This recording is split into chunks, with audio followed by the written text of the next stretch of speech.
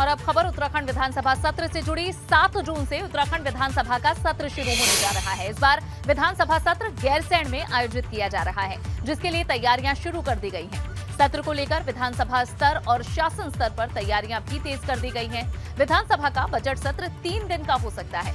राज्यपाल का अभिभाषण पहले ही अनुपूरक बजट के दौरान हो चुका है, इसलिए सरकार पहले ही दिन सदन में बजट पेश करेगी।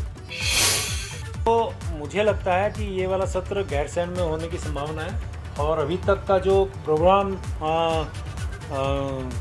की जो जानकारी मुझे मिल रही है वो 7 जून से ये सत्र हम लोग जो है गैरसैंण में शुरू करने वाले हैं। हालांकि अभी मैं ये कहना मेरे लिए जल्दबाजी हुई, कैबिनेट में आएगा उसके बाद ही इस विषय पे या हम लोग स्पष्ट कह सकते हैं, लेकिन जो अभी तक प्रोग्राम जारी हो रहा है 7 तारीख से 7 से 14 के बीच में, 7 से 14 जून के बीच में। बाकी कैबिनेट उसमें जो पास निर्णय। वहीं बजट के लिए सरकार आम लोगों से भी रायशुमारी कर रही है। विपक्ष ने बजट को लेकर जनता से रायशुमारी पर सरकार की तारीफ तो की, मगर ये भी कह दिया कि सरकार के पास बजट को लेकर अपना कोई रोड मैप नहीं है। जो हमारे इंडस्ट्री के लोग हैं यहाँ पर कैसे आप नए उद्योग लाओगे, ये तो ऐसे ही है जिस तरीके से त्रिवेंद्र सिंह रावत के समय में कहा कि 1,25,000 करोड़ के MOU हो गए और 25 करोड़ के भी कोई इंडस्ट्री यहाँ पर नहीं लगी।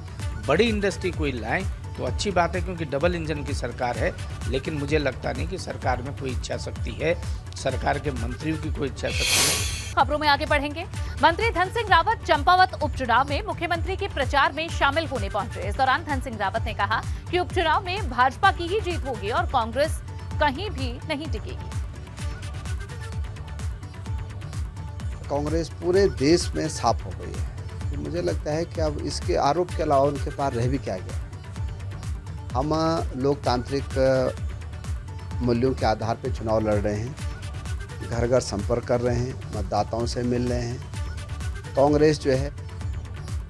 और इस बीच एक बड़ी खबर आपको दे दें। महंगाई के बीच केंद्र सरकार का आम लोगों को तोहफा। डीजल और पेट्रोल पर एक्साइज ड्यूटी घटाई गई है। पेट्रोल 9.5 रुपए प्रति लीटर सस्ता होगा, तो वहीं डीजल प्रति लीटर 7 रुपए सस्ता होगा। एक बड़ा तोहफा केंद्र सरकार का। महंगाई के बीच केंद्र सरकार ने आम लोगों को राहत दी है। पेट्रोल और डीजल पर एक्साइज ड्यूटी घटाई गई है। पेट्रोल अब 9.5 रुपए प्रति लीटर सस्ता हो जाएगा, तो वहीं डीजल प्रति 7 रुपए सस्ता होगा। प्रति लीटर 7 रुपए की कमी की गई है। तो जहां पेट्रोल में 9.5 रुपए अब कम देने होंगे, तो डीजल के दाम भी 7 रुपए अब घट जाएंगे। अविनाश तिवारी दिल्ली से संवाददाता। अविनाश, एक बड़ी राहत है आम लोगों के लिए।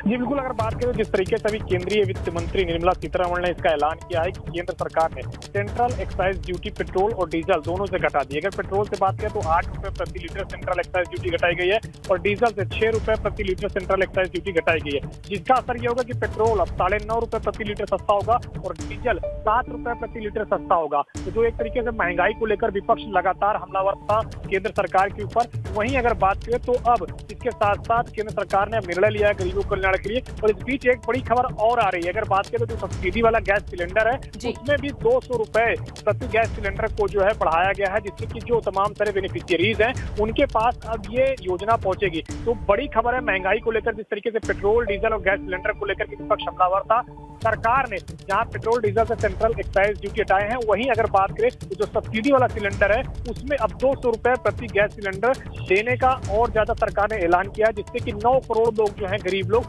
उनको सीधा फायदा मिलेगा। तो केंद्र सरकार ने ये गरीबों को खासतौर से ध्यान में रखते हुए इस तरीके से काम किया है। और खुद प्रधानमंत्री नरेंद्र मोदी ने भी पिछली बैठक जब हुई थी तमाम सारे मुख्यमंत्रियों के साथ, तो उनसे भी अपील की थी कि तमाम सारे जो मुख्यमंत्री हैं अपने अपने राज्यों में जो टैक्सेस है उसको थोड़ा कम करें, जिससे कि तमाम सारी जो महंगी वस्तुएं हैं वो कम हो सके। अविनाश, बिल्कुल सवाल यही है कि सेंटर ने तो दाम घटा दिए, लेकिन क्या राज्य भी ये राहत जनता तक पहुंचाएंगे अपने अपने क्षेत्रों में? लेकिन अविनाश, पेट्रोल और डीजल के दाम बढ़ने का असर सिर्फ वाहन चलाने पर ही नहीं पड़ता, बल्कि सब्जियों से लेकर हर एक छोटी बड़ी चीज पर इसका असर पड़ रहा था और महंगाई बेतहाशा बढ़ रही थी। किस तरह से बड़ी राहत यहाँ किचन से लेकर और सभी जगह देखने को मिल सकती है पेट्रोल और डीजल के दाम घटने पर?